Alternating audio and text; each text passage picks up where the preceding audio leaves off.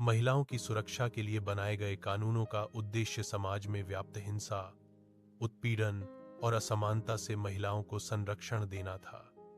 लेकिन आज यह समाज में कभी-कभी अन्याय का प्रतीक भी बन गया है। न्याय व्यवस्था कई मामलों में निष्क्रिय या पक्षपाती प्रतीत होती है और कुछ ऐसा लगता है कि पुरुष वर्ग के उत्पीड़न को अनदेखा किया जा रहा है। क्या समाज में पुरुषों के पक्ष और सत्य को नजरअंदाज करना उचित है? यदि कोई महिला झूठा आरोप भी लगाती है तो उसे अक्सर सर्वोच्च सत्य माना जाता है। क्या इस तरह के दृष्टिकोण से समाज का संतुलन और न्याय की धारणा प्रभावित नहीं हो रही है? इन कानूनों ने कई मामलों में पीड़ित महिलाओं को न्याय दिलाने में अहम भूमिका भी निभाई है, लेकिन समय के साथ एक गंभीर सवाल उठने लगा है कि क्या इन कानूनों का उपयोग हमेशा उसी उद्देश्य से हो रहा है जिसके लिए इन्हें बनाया गया था।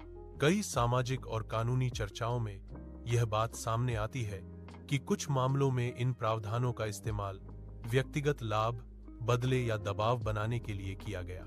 झूठे या बढ़ा चढ़ाकर लगाए गए आरोप न केवल आरोपी व्यक्ति की सामाजिक प्रतिष्ठा, मानसिक स्वास्थ्य और करियर को नुकसान पहुंचाते हैं, बल्कि न्याय प्रक्रिया पर भी प्रश्न चिन्ह लगाते हैं। ऐसे मामलों में अदालतें कई बार कानून की सीमाओं में बंधी हुई प्रतीत होती हैं, जहां संतुलन बनाना कठिन हो जाता है। यह स्थिति समाज में यह धारणा पैदा करती है कि कानून कहीं न कहीं एक तरफा हो गया है। जब कानून का डर न्याय से बड़ा हो जाए तो वह सुरक्षा का माध्यम न रहकर अविश्वास का कारण बन जाता है। यह भी देखा जा रहा है कि आज जितने भी मामले अदालत या न्यायपालिका के समक्ष आ रहे हैं, उनमें अधिकांश फर्जी हैं और उनका प्रभाव बहुत गहरा होता है। किसी भी कानून की सफलता केवल उसकी सख्ती से नहीं, बल्कि उसके निष्पक्ष और संतुलित प्रयोग से तय होती है।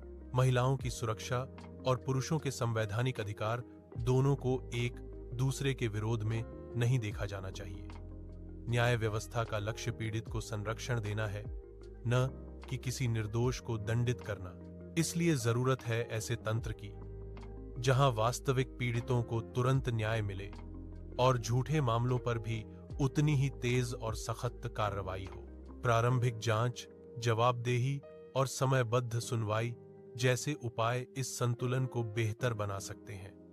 कानून का उद्देश्य समाज को तोड़ना नहीं, बल्कि विश्वास और न्याय की भावना को मजबूत करना होना चाहिए। अंततः सवाल यह नहीं है कि ऐसे कानून होने चाहिए या नहीं। सवाल यह है कि क्या हम उन्हें इतना न्यायपूर्ण बना पा रहे हैं कि वे सुरक्षा भी दें और अन्याय भी न करें। यदि आपको यह वीडियो पसंद आया हो तो कृपया इसे सब्सक्राइब करें, लाइक करें, शेयर करें और कमेंट जरूर करें।